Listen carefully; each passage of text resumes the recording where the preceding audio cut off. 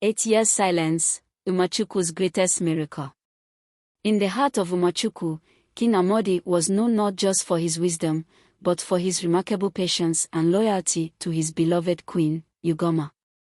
They had ruled together with fairness and compassion, deeply cherished by their people.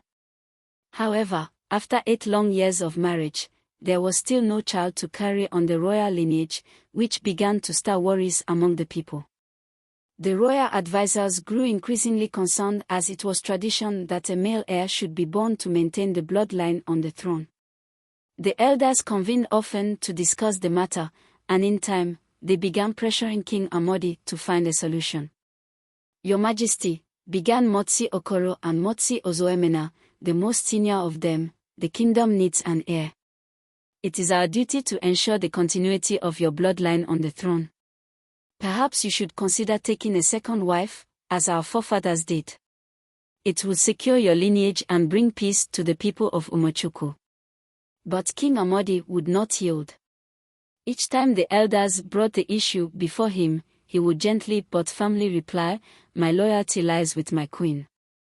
I believe that in time, God will bless us with a child. We shall wait, for I have faith that our patience will be rewarded." The king's love for CHUK'MA was unwavering. She was not only beautiful but compassionate, humble, and wise. She would often comfort him, saying, "My king, if a child does not come, let us still hold each other close, for love is a blessing in itself."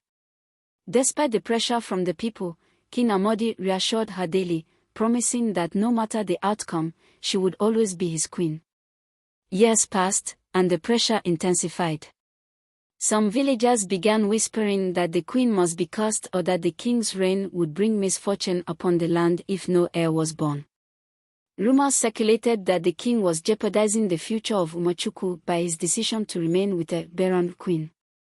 Still, he held firm, turning away any suggestions of remarriage, adoption, or disinheritance. To King Amadi, his love for CHUK'MA and his faith in God were far more valuable than tradition or fleeting opinions. One cool evening, as the royal couple sat together on the palace balcony, CHUK'MA looked out at the moonlit horizon and felt a sudden, overwhelming peace wash over her. She turned to her husband and whispered, "Amadi, I believe God have not abandoned us. I feel in my heart that our blessing is near." Several months later, Queen CHUK'MA fell ill, and the royal healer was summoned.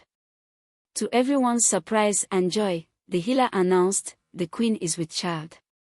Jubilation erupted throughout the palace, spreading quickly across the village. For the first time in 8 years, King Amadi's steadfast patience had borne fruit, and the kingdom erupted in celebration.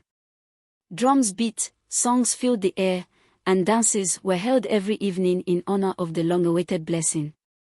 As months passed, the queen's belly swelled, and the people rejoiced.